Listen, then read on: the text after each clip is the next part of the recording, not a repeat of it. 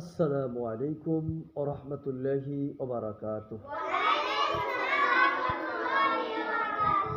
আলহামদুলিল্লাহ আলহামদুলিল্লাহি ওয়াহদা والصلاة والسلام على من لا نبي بعده أما بعد أعوذ بالله من الشيطان الرجيم بسم الله الرحمن الرحيم ورتل القرآن ترتيلا وقال النبي صلى الله عليه وسلم خيركم من تعلم القرآن وعلمه আলহামদুলিল্লাহ যাবতীয় প্রশংসা যাবতীয় গুণগান একমাত্র আল্লাহ সুবহানাহু ওয়া তাআলা রব্বুল আলামিনের জন্য, যিনি আমাদেরকে কোরআনের তালিমে আসার এবং বসার জন্য তৌফিক দিয়েছেন।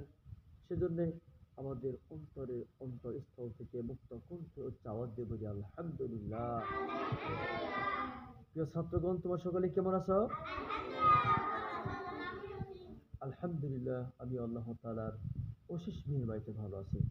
প্রিয় ছাত্রগণ, আজকে কোরআনের তালিমে তাজবিদের ক্লাসে তোমাদেরকে নিয়ে আলোচনা করব সূরাতুন নাবায়ের ৬ষ্ঠ নম্বর আয়াতে কি কি তাজবিদ রয়েছে ইনশাআল্লাহ।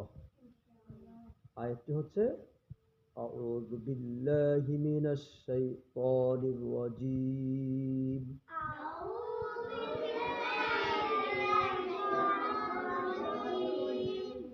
বিসমিল্লাহির রহমানির রহিম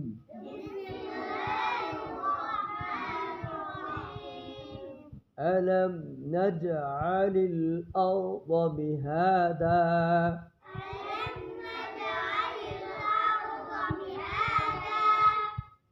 এই আয়াতটি আমরা তিন ভাগে বিভক্ত করে কি কি তাজবিদ রয়েছে সেটা শিখব ইনশাআল্লাহ।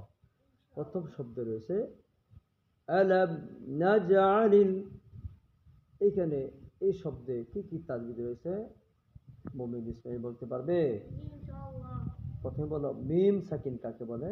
মিম হরফে গরম থাকিলে তাকে মিম সাকিন বলে। এখানে মিম সাকিনের পরে নুন হরফ এসেছে, কি হয়েছে?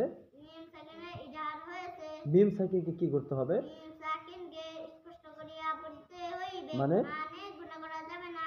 যেমন পড়ো, শব্দটা পড়ো। আলাম নাজআলিল। নাজে জিম হরফে কি এসেছে? গরম এসেছে। কি হয়েছে? কলকলা হয়েছে। কলকলা মানে